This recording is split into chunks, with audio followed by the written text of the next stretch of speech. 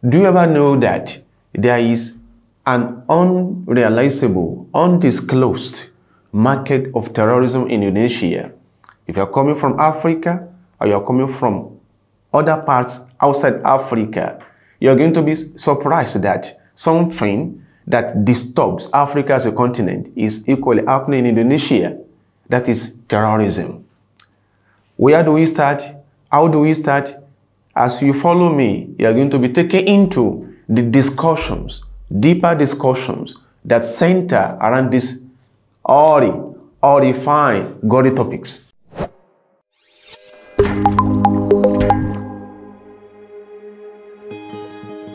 As you all know that the contemporary Islamic consciousness, that is where I'm going to start. The contemporary Islamic consciousness, as beautiful as the name and the frame sound, is surrounded by challenges. What are those challenges? Welcome to the book review from the Triple I Library Podcast. I am Kamordeen from the Faculty of the Social Sciences. I'm going to introduce you into the roots of terrorism in Indonesia, from Jema'ah Islamiyah to another equally, I would say, equally satanic sister in crime to that Jema'ah Islamiyah. You're welcome. This discussion is going to be centered around 5 important points as identified by the author of the book I'm reviewing. 1. There is an attempt to totalize Islam in Indonesia. 2. Some people are saying that the constitutional contours of Indonesia should be Shariaized. They also say that anybody that doesn't believe in what they are chanting, what they are promoting, is not a Muslim, even if the person observes Salah right close to Kaaba. They say that except there is Sharia in Indonesia, Indonesia is not going to witness peace.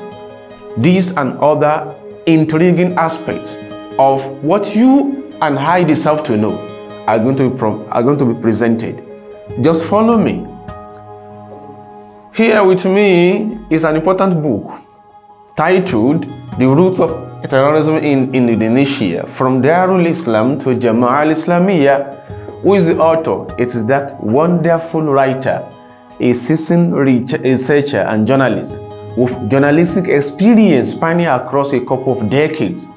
In 2011, this particular author, this particular journalist, was the principal researcher with the Lowy Institute crew for the research work conducted on what? On Taliban, Indonesian students in Pakistan and Yemen. You are going to be interested to know what actually, is kept in this book. The researcher is no other person other than Solahudin, who doubles as an expert with the Indonesia Strategic Policy Institute, charged with the national responsibility of developing a database of extremist violence in Indonesia. What a wonderful writer. His other important interest spurs into working as an activist, fronting for the interest of the press. You and I know that in several political climes in the world, the press, or let me say, the journalists are usually not given what they deserve in the place of how things are ordered. He undertakes an altruistic study of political and religious movements in Papua. What is special about Papua? Don't forget, in Papua, in 2001, 2 foreign journalists of Belgian origin were taken as hostage. This particular writer, whose book I'm reviewing, was instrumental to facilitating the release of these Belgian journalists. And other interesting things about the book are going to be relayed to you as you follow me. The book that I'm reviewing centrally conducts discursive arguments, convincing arguments around the claims of a number of organizations in Indonesia which claim ideological affiliations to Islam and its ideological roots, that see a totalizing Islam as a true representation of the country's religious contours. What do they also say? Specifically, groups like Darul Islam, founded by Sakarmaji Merijan Kartosuwirjo in the 40s, Jema'ah Islamiyah, founded by Abdullah Sunkar in 1992 with an affiliation to the Moro Islamic Liberation Front, MILF. Abu Sayyaf group in the Philippines are copiously mentioned in this book. What is interesting about these groups? The author equally believes that the evolution of jihadism in Indonesia has a connection with Iranian Revolution of 1979. These are the fundamental fulcrums within which the book revolves. But there are other key points that are going to be interesting to you about reading about this book. What are those other key points? There is an absolute Sharia state of Indonesia. These people claim for, they call for that. They say if there's not a Sharia state, Indonesia will not be Indonesia. What a funny assertion. They also say that understanding of a Muslim is going to be built on who supports the Sharia. Meaning that if you are a Muslim to them and in their shallow thinking, you're not supporting the Sharia, will mean you're not a Muslim. Who says this? Does the Quran say this? Does the Sunnah say this? You're going to know much better. Then these groups also indict a number of Muslim scholars whose writings are largely misinterpreted and misunderstood by the groups in question. And there's this unwarranted landscape bombing. Unwarranted landscape bombing. People who are outside Indonesia may be shocked by the revelations that this book is providing, because we never used to know that things like this were happening in Indonesia. In Indonesia, we have often ascribed bombings and all those things that go with bombings to Afghanistan and some parts in the Western Asia. But that these things happen in Indonesia took us aback. What do this group say they want? Let's begin to expand further each of the 5 points we have identified.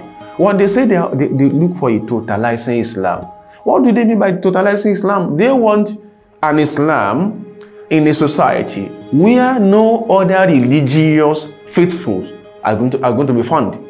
And that is not a practical thing. Even at the level of the Prophet who was sent to us, a totalizing Islam didn't take place in Medina.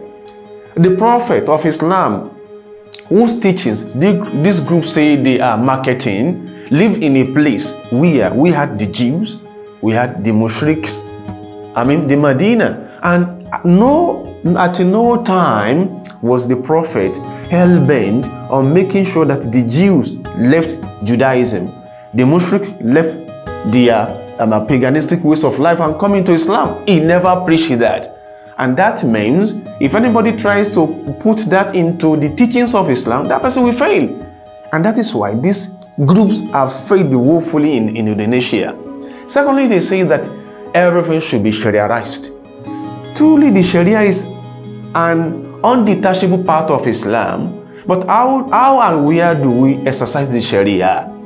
In a multi-religious setting, in a multi-ethnic setting like Indonesia, you don't call for a totalizing Sharia, because it isn't everyone that believes in what you believe in. It isn't everyone that is convinced of Islam. If you say it should be Sharia, it should be Sharia, don't forget, you are not representing Islam in that assertion. A very good example, in Medina, when the Prophet, in whom you and I repose belief and confidence, got to Medina, he entered into MOUs, Memorandum of Understanding, with the Jews, with the Mushrikun. Why did he do that?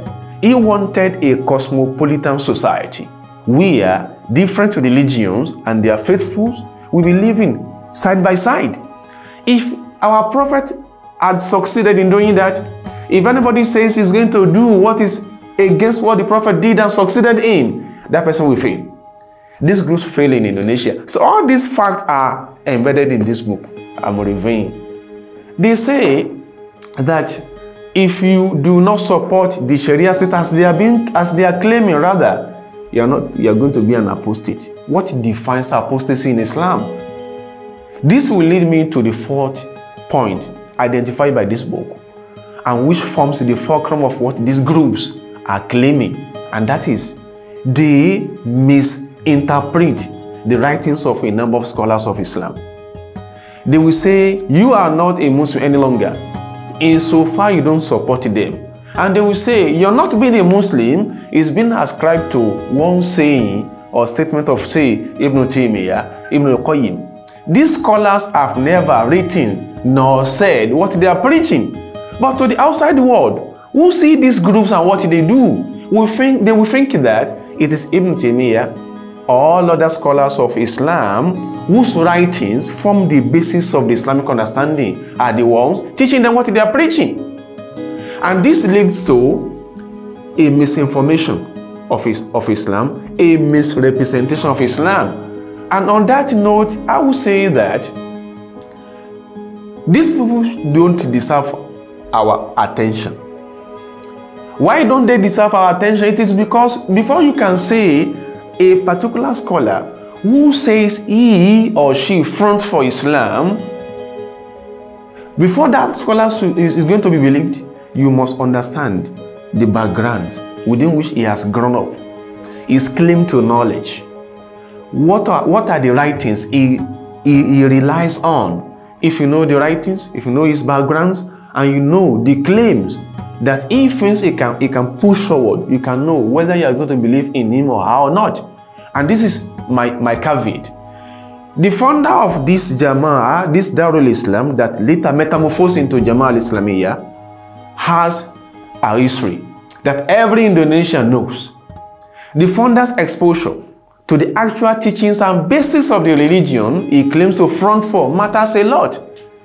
A question here, a humble one. What does, because we are going to put it in a continual form, what does Karmaji know about Islam, about jihad in Islam? When did the Prophet himself prosecute jihad? Against whom did he prosecute the jihad?